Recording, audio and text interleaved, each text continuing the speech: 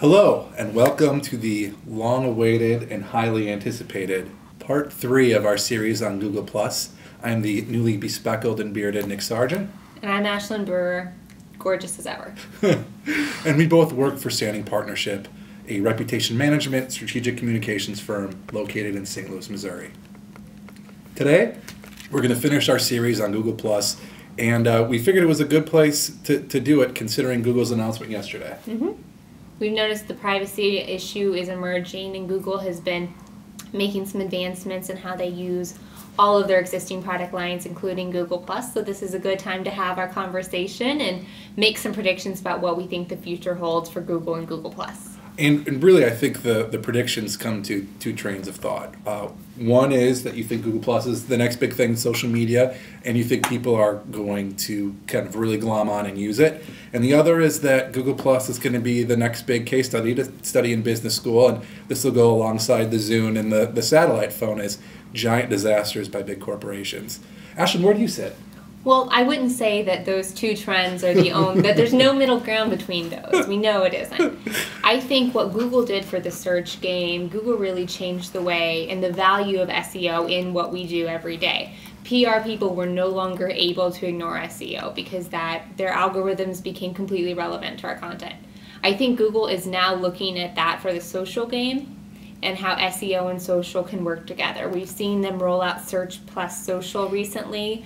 I think that is something marketers need to be watching very closely to understand those trends and understand how what we're doing in social impacts search and where we can give our clients the most bang for their buck as far as how they're using social networks for whatever their business goals are.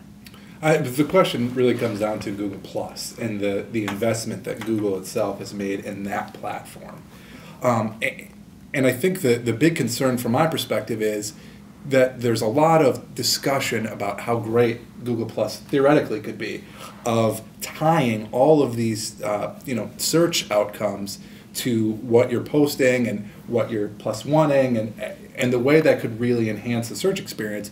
But the question is, how are you going to change consumers' behavior? How are you going to get people to think of Google in that way? How are you going to get people to share things on the Google Plus platform that will impact those search results?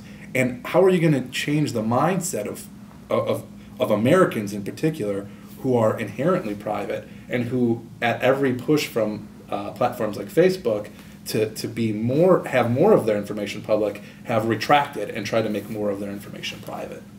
So I definitely think there's a tendency by early adopters and those of us who pay close attention to the social media space to get really excited about new technology. We saw that not too long ago when Quora was announced and came out, and we all started wondering what are the business implications, because that's what we owe our clients, is to really think through something new. You see it with Pinterest right now.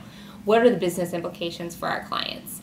And I think with Google Plus there was certainly a lot of enthusiasm at the beginning, and some of us still maintain that. I count myself in that group. I see a lot of potential for Google because of how big it is and because how many users are integrated with different service offerings. As we see those come together, I still think it's something we've got to be watching closely because there's so much potential there. And I know that when you talk about the consumer behavior issue, it's something, it is a concern, to be fair. But I think that we also have to help our clients understand what the value is now and what the value could be and draw clear distinctions between those two camps. Agreed. But I think the big message that I'd like to send to clients is to be very cautious about putting too much effort, emphasis, interest into Google Plus right now, just because we don't really know how it's going to work. You mentioned Pinterest. Pinterest is really starting to take off because people like my mom, people like my wife are using it. They see a value to them to use it, which makes Pinterest valuable.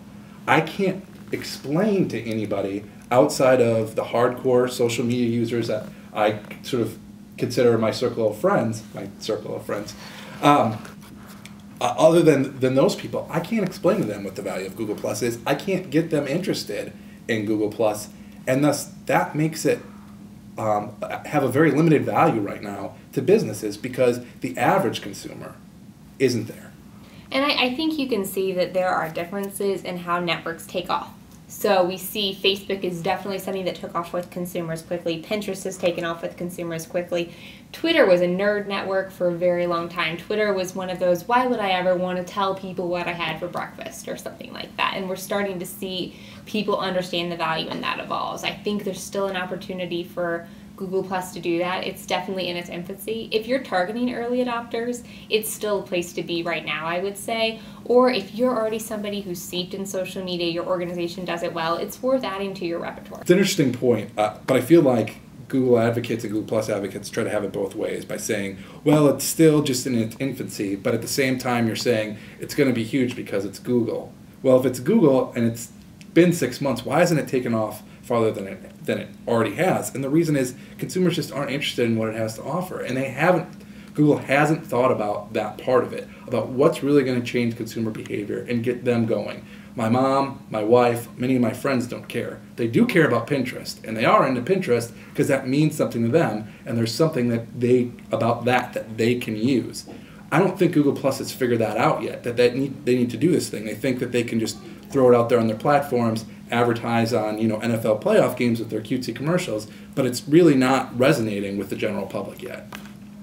Well, I still disagree, but we're just going to have to call it into the debate and continue it in the comments. Thank you for watching the conclusion of our 3-part series.